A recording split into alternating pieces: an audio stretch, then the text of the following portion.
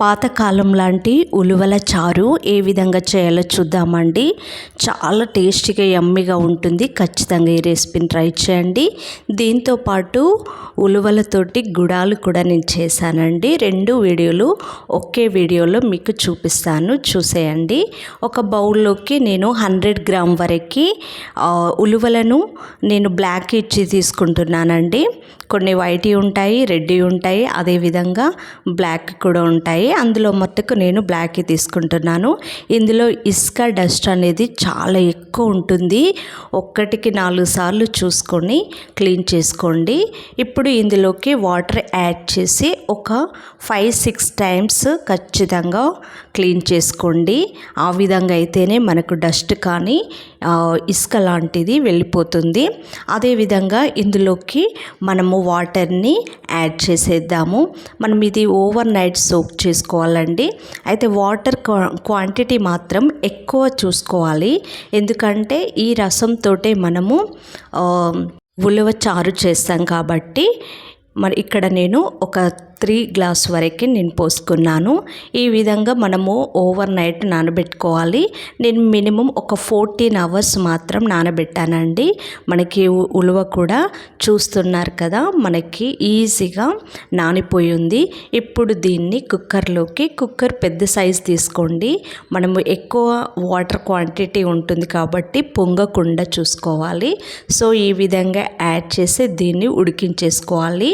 ఇప్పుడు ఈ ఉడికించింది మనము ఏ గిన్నెలో అయితే ఈ రసాన్ని చేస్తున్నామో ఒక మందపాటి గిన్నెని తీసుకొని స్ట్రెయినర్ ఇలా పెట్టుకొని ఇప్పుడు ఇందులోకి ఈ వాటర్ అన్నిటిని స్ట్రెయిన్ చేసుకోవాలి.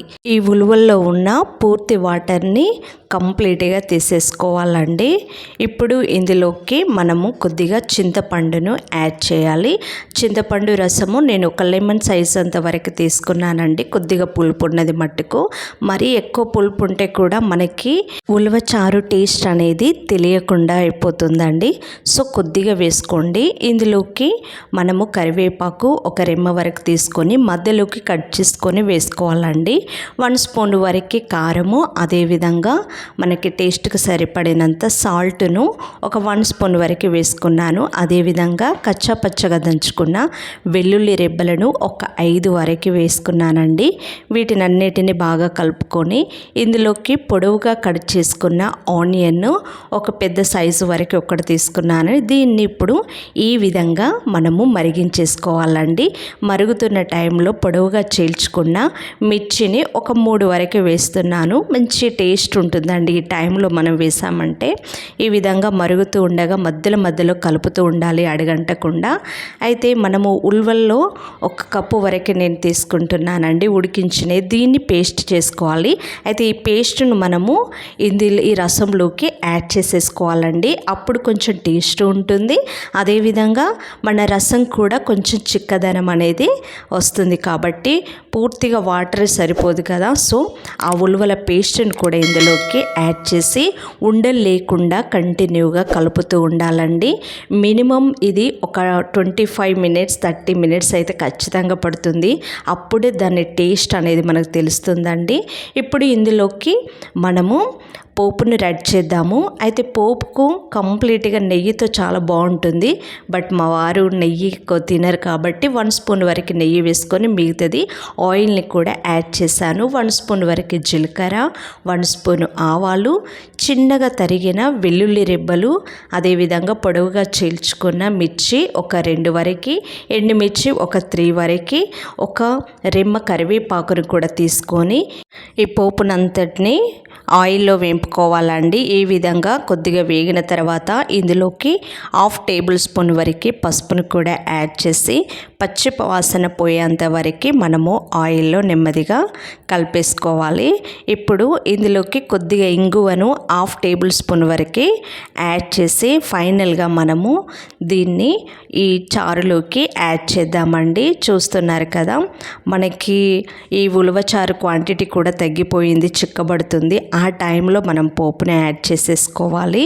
ఈ విధంగా మనకి అయితే సరిపోతుందండి. అయితే దించిన తర్వాత కూడా ఇంకా చిక్కగా అయిపోతుంది కాబట్టి కొంచెం ఇలా ఉన్నప్పుడు చేసేసుకోవాలి. మనకి ఉలువచారు అయిపోయింది కదా. ఉలువ గుడాలను ఏ విధంగా చేయాలో చూసేద్దాము. జీలకర్ర, ఆవాలు, మిర్చి, ఎండుమిర్చి, అదేవిధంగా కరివేపాకుని కూడా కొద్దిగా వేసేసుకొని వీటినన్నిటిని బాగా కలుపుకోవాలి. ఇందులోకి ఆనియన్ని ఈ విధంగా చిన్న ముక్కలుగా కొంచెం పెద్ద సైజులోనే కట్ చేసుకోవాలండి. వీటిని ఒక 2 గుప్పెట్ల వరకు నేను వేసుకున్నాను. కొద్దిగా సాల్ట్ని కూడా మనం యాడ్ చేసి వీటినన్నిటిని బాగా కలుపుకొని ఈ మిగిలిన ఉలువలను కూడా మనము ఇందులోకి యాడ్ చేసేసుకోవాలి. ఈ గుడాలు మాత్రం చాలా టేస్టీగా ఉంటాయండి.